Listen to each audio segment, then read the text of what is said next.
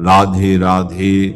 महाराज जनक एक महान ज्ञानी थे, लेकिन ज्ञानी होने के बावजूद उन्हें स्वयं खेत में जाकर हल चलाना पड़ा। जब तक जनक जी ने खेत में जाकर हल नहीं चलाया तब तक उनके राज्य की समस्या का समाधान नहीं हुआ, बल्कि समस्या बढ़ती ही चली गई। ज्ञान यज्ञ हो रहे थे, हवन हो रहे थे, ऋषि मुनि और महात्मा आ रहे थे, सब कुछ हो रहा था, फिर भी समस्या खत्म नहीं हो रही थी, बल्कि लगातार बढ़ रही थी। तब प्रश्न उठा, समस्या का समाधान कैसे होगा? और सुन लीजिए मेरी बात को, महाराज श्री जनक को भी भगवान मिले हैं तो किसके माध्यम से मिले हैं? याद रखना, सीता जी के माध्यम से मिले राम जी। अरे सीता जी के माध्यम से जनक को अगर राम जी मिले हैं, भगवान मिले हैं, तो सीता जी कैसे मिली? पहले ये बताओ, सीता जी कैसे मिली? अगर सीता जी नहीं होती तो राम जी कहां से आते? अगर राम जी मिले हैं तो सीता जी की बदौलत मिले। अच्छा, सीता जी कहां से आई? सीता जी आई पृथ्वी से। अरे पृथ्वी से सीता जी कैसे आई? बोले महाराज जनक ने जब हल चलाया तो हल का फाल घाट नहीं से टकराया और इस फाल से भगवती सीता का प्रादुर्भाव हो गया। बोलिए जनकनंदिनी की जय। सीधी सी बात है, जब तक खेत में हल नहीं चलाया तब तक सीता जी भी प्राप्त नहीं हुई, और सीता जी प्राप्त न होती तो राम जी कैसे मिल जाते? और राम जी न मिलते, ईमानदारी से बताओ, राम और सीता जब तक दोनों नहीं मिलते, आपस में दोनों का परिणय नहीं होता, तो विश्व की समस्या का समाधान होता क्या? विश्व की समस्या का समाधान नहीं होता। समस्या अटकी की अटकी रह जाती, समस्या बनी रहती और समस्या बढ़ती ही जाती है। समस्या बढ़ती ही जाती है, लेकिन समाधान के लिए महाराज श्री जनक ने ऋषि मंडल को बुलाया, और जब ऋषि मंडल को जनक जी ने बुलाया तो महात्माओं ने कहा, अन्यथा मत लेना महाराज जनक, आप तपस्वी तो हैं, आप बहुत बड़े बुद्धिजीवी हैं, लेकिन एक कमी समझ में आ रही है। अगर उस कमी को आप सुधार ले तो समस्या का समाधान हो जाएगा। महाराज श्री जनक ने कहा, कमी पहले बताइए। तो कमी है क्या? हम पहले कमी समझें तब समाधान हो जाए, और जब कमी समझ में ही नहीं आ रही है तो समाधान कैसे होगा? ऋषियों ने कहा, कमी इसी बात की है कि आप बुद्धिजीवी तो हैं लेकिन श्रमजीवी नहीं हैं, कि आप श्रमजीवी नहीं हैं। जनक जी ने कहा, तो यह तो कमी है, मान रहा हूं, इस कमी को दूर करो। आप राजा हैं, राजा का मतलब क्या होता है? सैकड़ों नौकरों से सेवा लेना, तमाम प्रकार के संसाधनों का उपभोग करना, यह राजा का धर्म है। केवल इसलिए राजा बनता है कि उसे सोने चांदी का सिंहासन मिल जाए, शिक्षा की ऊंचाई पर भी वह पहुंच जाए। ठीक है, यह आपका प्रारब्ध है कि आपको राजपद मिला है। निश्चित रूप से यह आपका सौभाग्य है कि आपको ब्रह्म ज्ञान का बहुत बड़ा अनुभव मिला। ब्रह्म ज्ञान का बहुत बड़ा अनुभव, विश्व में सबसे बड़ा अनुभव ब्रह्म ज्ञान का आपको मिला, यह आपका सौभाग्य है। लेकिन सबसे बड़ा दुर्भाग्य महाराज जनक यह है कि आप श्रमजीवी नहीं हैं। अगर आप ज्ञानी हैं तो समस्या का समाधान हो जाएगा। समझदार व्यक्ति का धर्म क्या कहता है कि अगर संत कोई उपदेश दे रहे हैं या समाधान के लिए प्रेरित कर रहे हैं तो उसे स्वीकार करना चाहिए, और यदि वह स्वीकार कर ले तो समाधान निश्चित हो जाएगा। और यदि स्वीकार न करें, किसी भी प्रकार का तर्क वितर्क करने लगे, तमाम प्रकार की परंपराओं को बीच में लावें और अपने ही चलावें, किसी की सुने न किसी की माने, तो ईमानदारी से बताओ, समस्या उलझेगी या सुलझेगी? समस्या उलझती जाएगी, उलझती जाएगी। महाराज श्री जनक ने 1 सेकंड में समस्या का समाधान निकाल लिया। उन्होंने स्वीकार कर लिया, मैं स्वीकार करता हूं, ये मेरे अंदर कमी है, ये मेरे अंदर कमी है। बस यही तो सबसे बड़ी समस्या है कि आज व्यक्ति दूसरे की कमी निकालना चाहता है, लेकिन अपनी कमी स्वीकार नहीं करना चाहता।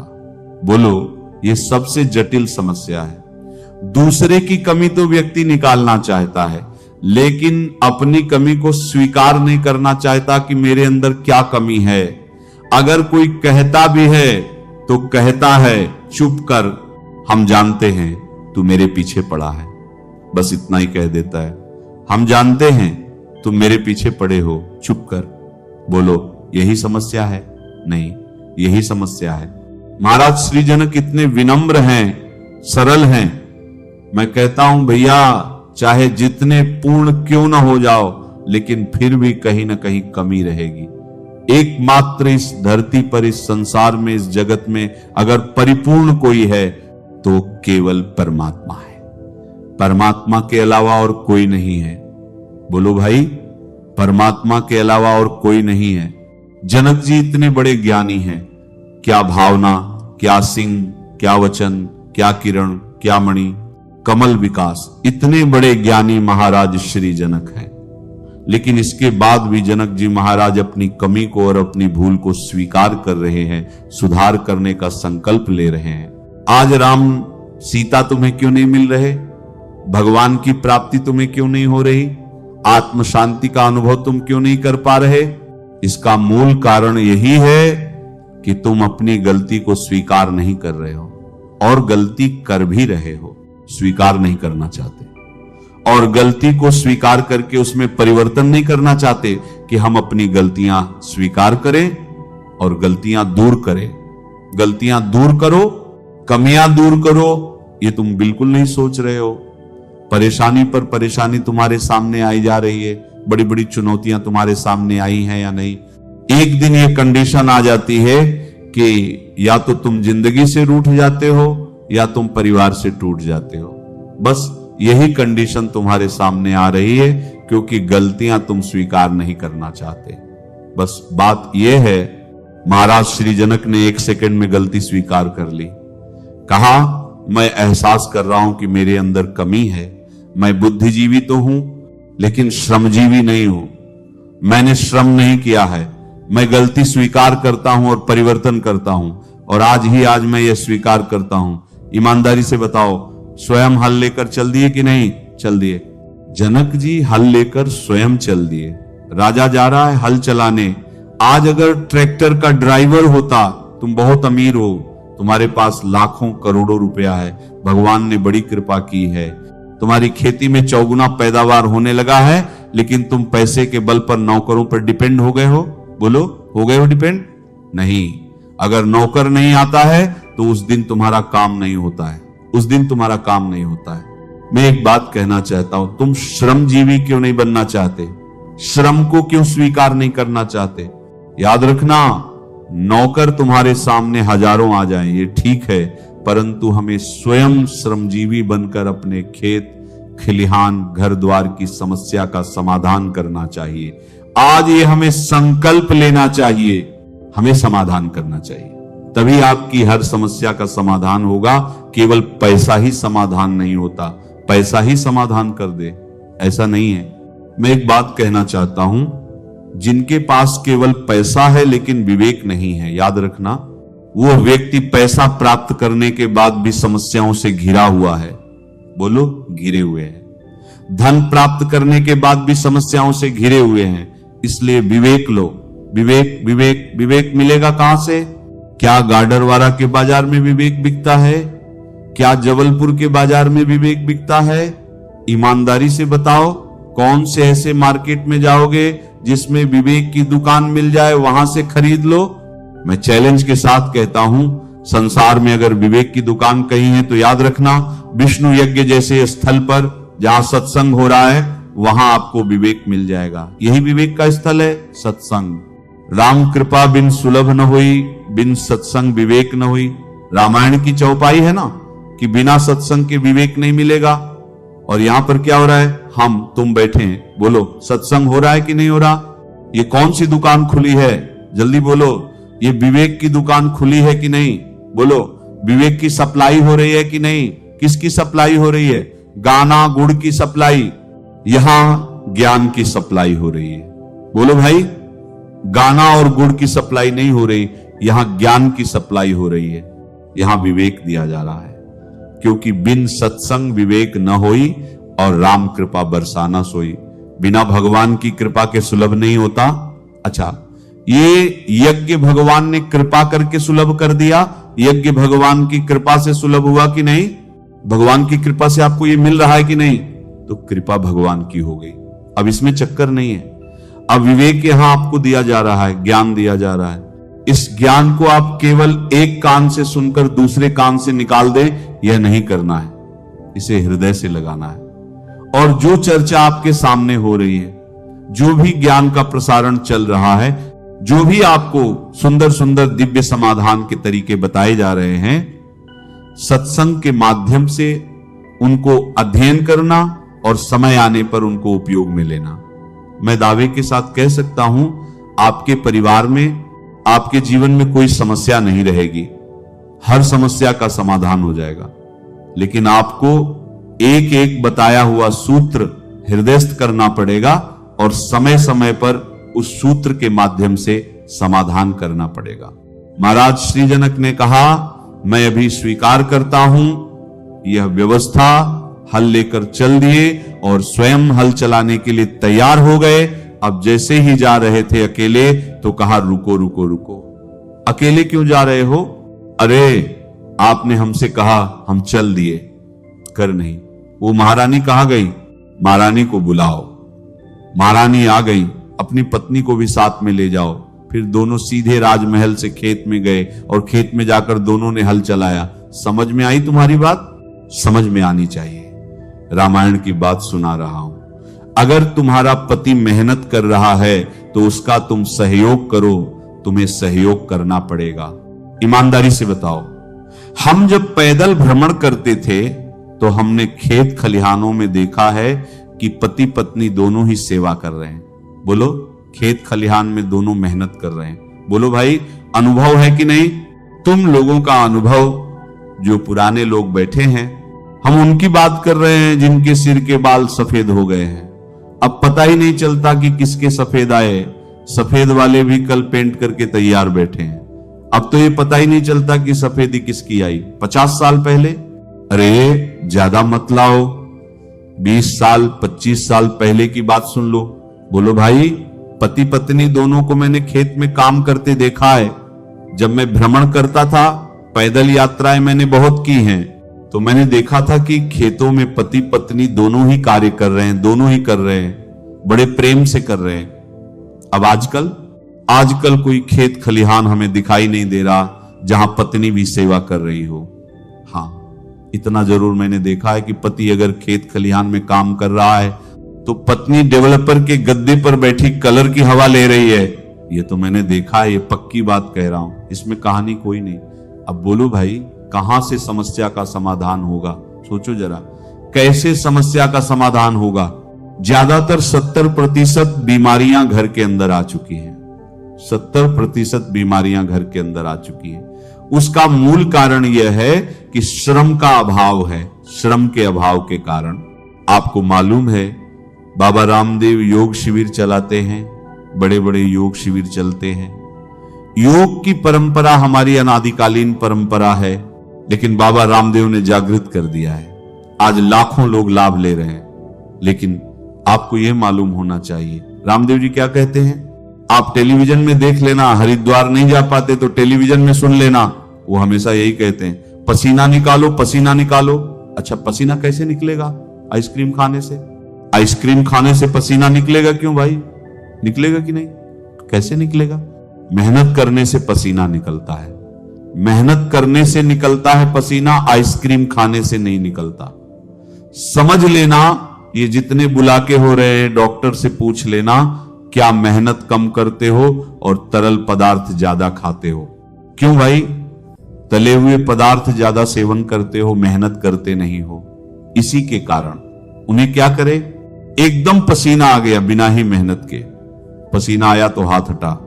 अगर बिना मेहनत के पसीना आया है, ईमानदारी से बताओ, गलत कह रहा हूं क्या? बिना मेहनत के अगर पसीना आया है तो ये हार्ट अटैक के लक्षण हैं। बोलो, लक्षण है कि नहीं? कहते हो महाराज, अब क्या करें? अब क्या करें? नागपुर चले जाओ। आजकल तुम्हारी उम्र क्या है? 40 साल की उम्र है, 42 साल की उम्र है, 35-36 साल की उम्र है, नौजवान हो। ईमानदारी से बताओ, तुम्हारी जिंदगी ने ऐसा लपेट लिया है कि तुम खेती किसानी करने लायक भी नहीं बचे। बोलो भाई, कहां बचे? तुम्हारा जीवन जो है जकड़ गया, दबाव ने तुम्हें घेर लिया, रोग ने तुम्हें घेर लिया, समस्याओं ने तुम्हें घेर लिया, पत्नी भी परेशान है, बच्चे भी परेशान है। बोलो चाहे जितने बड़े बुद्धिजीवी क्यों ना हो, लेकिन सिर्फ बैठे बैठे रामायण का सिद्धांत है। जनक जैसा बुद्धिजीवी भी आज श्रमजीवी बन रहा है, तभी समस्या का समाधान हो रहा है। आज जनक जाकर हल चला रहे, महारानी सुनैना उनका साथ दे रही है। बोलो साथ दे रही है कि नहीं महारानी सुनैना? अब महाराज जनक कौन है? राजा हैं। सुनैना जी क्या है? महारानी है। ये दोनों जाकर हल चला रहे हैं, और जैसे ही दोनों ने हल चलाया, याद रखना सूर्य की किरण पड़ रही है ऊपर। बोलो सूर्य की किरण दोनों के ऊपर। सूर्य की किरण का मतलब है, आप जानते हो, तापमान, लेकिन खेत में हल चला रहे हैं राजा और रानी। दोनों ऊपर सूर्य की किरण पड़ रही है, शरीर से पसीना निकल रहा। याद रखना, जैसे ही श्रम करते करते जनक और सुनैना दोनों आगे बढ़ते जा रहे हैं, श्रम करते करते आगे बढ़ते जा रहे हैं, और महाराज श्री जनक का जो हल था वो हल का फाल से टकराया। और जैसे ही फाल से टकराया, इस समय दोनों ने देखा कि शक्ति रूपी सीता प्रकट हो गई, और जहां जहां पानी बरसने लगा, समस्या का समाधान हो गया। समस्या का समाधान हो गया। पृथ्वी भी तब प्रसन्न होती है जब तुम श्रम करते हो। याद रखना, प्रकृति तब प्रसन्न होती है जब तुम श्रम करते हो। प्रकृति प्रसन्न होती है जब तुम श्रम करते हो। प्रकृति प्रसन्न होती है जब तुम श्रम करते हो। ये नहीं कि तुमने बहुत अच्छा इत्र लगा लिया और बहुत अच्छे कपड़े पहन लिए, कहते हो सारे लोग हमको देखकर खुश हो जाएंगे। अरे प्रकृति को खुश करो, परमात्मा को खुश करो, इस धरती को खुश करो। धरती इत्र लगाने से प्रसन्न नहीं होती। धरती तो शरीर पर धूल लगाने से प्रसन्न होती है। जब धरती की धूल लगाओगे तब धरती प्रसन्न होती है। इसलिए सिर्फ श्रमजीवी बनना सीखो। सीता प्रकट हो गई, भगवती सीता का प्रादुर्भाव हो गया। जगत जननी जगत धारिणी मां जानकी का प्रादुर्भाव हो गया, और जैसे प्रादुर्भाव हुआ, जनकपुर की समस्या का समाधान हो गया। अब जनकपुर की समस्या का समाधान, मैं एक बात कहता हूं, घर में बेटी का जन्म होता है। बेटी के जन्म के प्रति मानसिकता गलत हो गई लोगों की। घर में जब बेटी का जन्म होता है, मानसिकता इतनी गलत हो गई है, इतनी गलत हो गई है कि मुंह मटक जाता है। बेटी का जन्म होता है, मुंह लटक जाता है। क्यों लटक जाता है? इसलिए कि घर में बेटी आ गई। अब निश्चित रूप से 25 लाख का खर्चा, शादी करनी पड़ेगी, 25 लाख का खर्चा। अच्छा, बेटा जब पैदा होता है तो फिर तुरंत मुंह फुला लेते हो, कहते हो 50 लाख का फिक्स डिपॉजिट। मानसिकता कितनी गलत हो गई है? बोलो मानसिकता कितनी गलत है? मैं आपसे एक बात कहना चाहता हूं, महाराज श्री जनक के बेटे थे लेकिन बेटी नहीं थी। बेटे ही बेटे थे, बेटी नहीं थी। और जनक जी के यहां समस्या आ गई। बोलो आ गई कि नहीं? या लक्ष्मी निधि जो थे, महाराज श्री जनक के बड़े बेटे थे, सीता जी के बड़े भाई। लक्ष्मी निधि जी समझ लेना, उनका नाम बता रहा हूं, उनका नाम था श्री लक्ष्मी निधि। सीता जी के बड़े भाई थे। मैं आपसे पूछ रहा हूं, श्री जनक जी को श्रम करने से बेटा मिला या बेटी? जल्दी बोलो, बेटी मिली कि नहीं? बेटी मिली। अच्छा, बेटा भी था, और बेटा कैसा था? महान तपस्वी बेटा था, सज्जन बेटा था। जनक जी जैसा बेटा, जैसे महाराज दशरथ को भरत महाराज मिले ना, वैसे ही श्री जनक जी महाराज को लक्ष्मी निधि जी मिले। ऐसे ही तपस्वी थे वो, साधारण नहीं थे। लेकिन याद रखना, महाराज श्री जनक को देखो एक और महाराज श्री दशरथ को देखो दूसरी ओर। मैं कहता हूं, भगवान श्री राम की बड़ी बहन का क्या नाम है? जल्दी बोलो। भगवान श्री राम की बड़ी बहन का नाम है शांता। अब आप कल्पना करो, बेटा नहीं हो रहे थे, तो जब बेटा किसी के यहां नहीं होता तो बेटे को गोद लिया जाता है, दूसरे के बेटे को गोद लिया जाता है। महाराज श्री जनक के संतान नहीं हो रही थी, तो जनक जी ने बेटा गोद नहीं लिया। अंगदेश के राजा रोमपाद जी की बेटी शांता को गोद लिया था। ईमानदारी से बताओ, बेटी गोद ली या बेटा? बेटी को गोद लिया है। यह प्रमाण दे रहा हूं, कोई मनगढ़ंत बात नहीं कर रहा हूं। वाल्मीकि रामायण में देख लेना, अंगदेश के राजा रोमपाद हैं, उनकी बेटी का नाम शांता है, और राम जी का जन्म नहीं हुआ था उससे पहले शांता को गोद ले लिया था। इसलिए राम जी की बड़ी बहन कौन है? अच्छा सही बताओ, राम जी के बाद अगर शांता आई तो बड़ी बहन होती या छोटी? जल्दी बोलो। भले ही गोद ली जाती है, लेकिन परंपरा में छोटी बहन मानी जाती है कि नहीं? नहीं, शांता राम जी की बड़ी बहन है।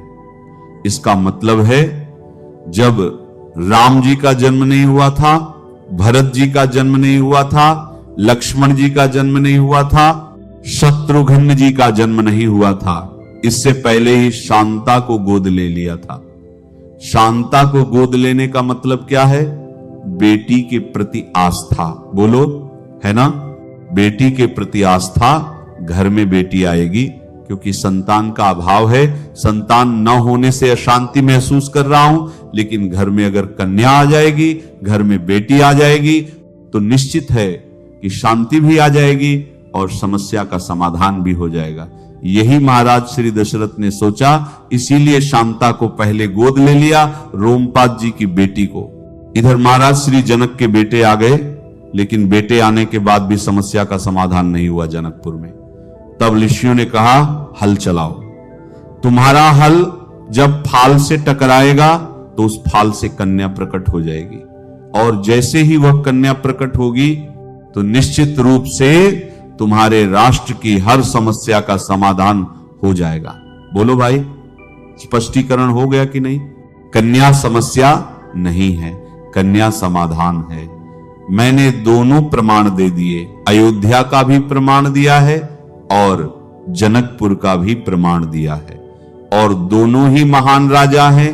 चक्रवर्ती सम्राट महाराज दशरथ, इधर ब्रह्मज्ञानी महाराज श्री जनक।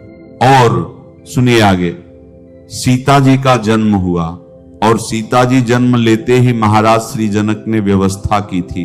पलंग, पीठ, ताज, गद्दी, हिंडोला, सिंहासन, पगवानी, कटोरा, ऐसी व्यवस्था जनक जी ने की थी। लेकिन नहीं, हमारे देश की बेटी संदेश देना चाहती है। बेटियों, कान खोलकर सुन लो, ध्यान से हमारी बात सुन लो। जगत जननी, जगतधारिणी, मोक्ष देने वाली जानकी जी का जब जन्म हुआ तो पिता ने सोचा, पलंग, पीठ, ताज, गद्दी, हिंडोला, सिंहासन, पगवानी, कटोरा। लेकिन भगवती सीता ने उन सुविधाओं को स्वीकार नहीं किया, और 6 वर्ष की अवस्था, जैसे ही सीता जी 6 वर्ष की हुई, तब सीता जी क्या करने लगी? गोस्वामी जी कहते हैं, निज गृह की परिचर्या अपने हाथों से संभालने लगी। निज गृह सब पर चली आई। 6 साल की उम्र है सीता जी की, 6 साल की उम्र है। वो तुलसीदास जी को लिखना पड़ा, निज गृह सब, अरे परिचर्या कर रही है।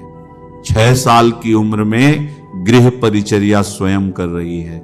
गृह परिचर्या का अर्थ क्या करोगे? गृह परिचर्या का अर्थ है घर का काम, घर का काम। बोलो, एक राजा के यहां नौकरानियों की कमी है क्या? राजा के यहां नौकरानियों की कमी नहीं है, लेकिन सीता जी ने यह संदेश दिया कि हम कन्या बनकर आई हैं, लेकिन गृह कार्य को प्राथमिकता दे रही हैं। कार्य को प्राथमिकता, कर्म को प्राथमिकता, सेवा को प्राथमिकता दे रही हैं। इसलिए सीता जी निज गृह, अपने हाथ से पूरे घर, मकान को साफ कर रही हैं, पूरा गृह कार्य संभाल रही हैं। एक दिन की घटना बहुत बढ़िया बात है, क्योंकि जनकपुर से संबंधित बात चल रही है, इसलिए मैंने इस प्रसंग को आपके सामने रखा है। एक दिन की घटना। अब सुनो जरा, 6 साल की उम्र में सीता जी घर का कार्य करते करते धनुष के पास पहुंच गई, जहां धनुष रखा था। अच्छा, धनुष क्या है? ये बोले वज्र से कठोर धनुष है। बोले वजन कितना है? बोले वजन इतना है कि कैलाश पर्वत को उठाया जा सकता है, लेकिन धनुष को नहीं उठाया जा सकता। वजन कितना है? अब सुनते जाना, कैलाश पर्वत को उठाया जा सकता है, लेकिन धनुष को नहीं उठाया जा सकता। इतना वजन है। आपको महाराज कैसे बोल रहे हैं? कहीं आज भांग खाकर आए हो? मंच पर हम भांग नहीं खाते, समझ गए कि नहीं? हम तो क्या तुलसीदास जी ने भांग खाकर रामायण लिखी थी? नहीं, सही बात कह रहा हूं। रावण ने छुआ तक नहीं, छाप तक नहीं पाया। बोलो, खेल में कैलाश पर्वत रावण ने उठा लिया था, लेकिन जनकपुर में रावण धनुष को नहीं उठा पाया था। बोलो, प्रमाण मिल गया कि नहीं? खेल में कैलाश पर्वत उठाया कि नहीं? कहो तो कैलाशपति शिव ने उठा लिया, लेकिन जनकपुर में जब गया तो रावण ने छुआ तक नहीं, छाप तक नहीं पाया, ऊं तक नहीं पहुंच पाया। तो बोलो, कैलाश से भी ज्यादा वजनदार हुआ धनुष? हां हुआ। सुन लो, प्रमाण मिल गया। माता सीता छोटी सी उम्र, सिर्फ 6 साल, खेल खेल में बिना किसी प्रयास के, बिना अहंकार के वो शिव जी के उस प्रचंड धनुष को उठा लेती हैं। कोई साधारण धनुष नहीं, ऐसा धनुष जिसे बड़े बड़े राजा देखकर कांप जाते थे, जिसे हिलाना तो दूर, छूने की भी हिम्मत नहीं होती थी। और यहां एक छोटी सी बालिका झाड़ू लगाते लगाते उसे उठाकर एक तरफ रख देती है। यहीं से शुरू होता है ज्ञान। सेवक भागे भागे जनक जी के पास जाते हैं। महाराज, यह कोई साधारण कन्या नहीं है, यह शक्ति है। जनक जी मुस्कुराते हैं और कहते हैं, शक्ति ही नहीं, यह आदि शक्ति है। यही पहली समझ आती है। जनक जी देख रहे हैं, पहचान रहे हैं, वो सिर्फ पिता नहीं है, वो ज्ञानी है। उन्हें समझ आ गया कि यह कोई सामान्य आत्मा नहीं है, ये वही शक्ति है जिससे पूरा ब्रह्मांड चलता है। अब सोचो, जिसने खेल खेल में धनुष उठा लिया, उसकी शक्ति क्या होगी? जनक जी यही निर्णय लेते हैं, अगर मेरी बेटी आदि शक्ति है तो उसका विवाह किसी सामान्य पुरुष से नहीं हो सकता। उसका विवाह केवल उसी से होगा जो परम ब्रह्म हो, जो पूरे ब्रह्मांड को धारण करने की क्षमता रखता हो। अब सवाल उठता है, पहचान कैसे होगी? यही जनक जी की बुद्धि काम करती है। वो कहते हैं, जिसने इस धनुष को उठाया और तोड़ा वही परम ब्रह्म होगा। सिर्फ उठाना काफी नहीं है, तोड़ना भी जरूरी है। क्यों? क्योंकि जब तक धनुष टूटा नहीं तब तक समस्या खत्म नहीं होती। उठा लिया फिर रख दिया तो फिर वही स्थिति, वही चुनौती, वही अहंकार। लेकिन अगर टूट गया तो कहानी समाप्त, निर्णय स्पष्ट। यही एक गहरा जीवन का सिद्धांत छुपा है। समस्या को सिर्फ संभालना नहीं है, उसे समाप्त करना है। अब लोग क्या करते हैं? बैठकर आलोचना करते हैं, जनक जी पागल हो गए थे क्या? बेटी 6 साल की है और ऐसा निर्णय ले लिया, न घर देखा, न कुल देखा, न वर देखा।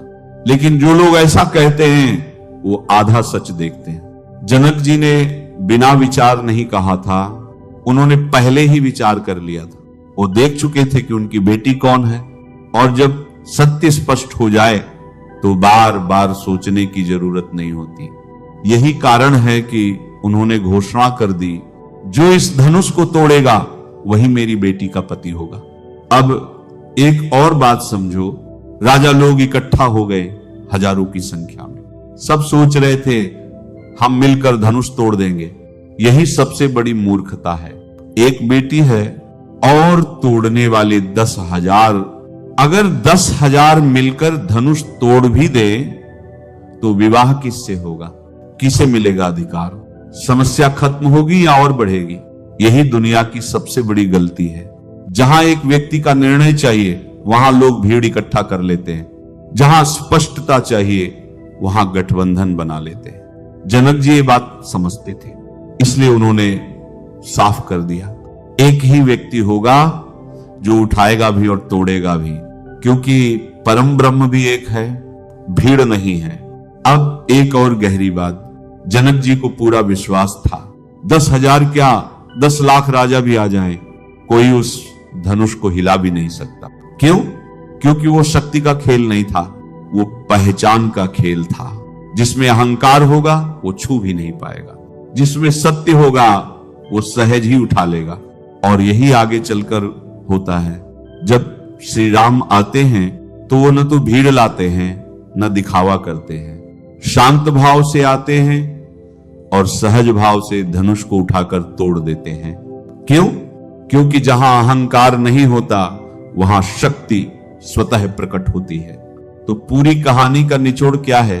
पहली बात, सच्ची पहचान बाहरी रूप से नहीं होती, भीतर की शक्ति से होती है। दूसरी बात, सही निर्णय वही है जो गहरे समझ से लिया जाए, न कि समाज के डर से। तीसरी बात, समस्या को संभालना नहीं, समाप्त करना जरूरी है। चौथी बात, भीड़ कभी समाधान नहीं देती, समाधान हमेशा एक स्पष्ट योग्य व्यक्ति देता है। और आखिरी बात, जहां अहंकार होता है वहां असफलता निश्चित है, और जहां सहजता होती है वहां असंभव भी संभव हो जाता है। यही जनक जी का ज्ञान है, यही सीता जी की शक्ति है।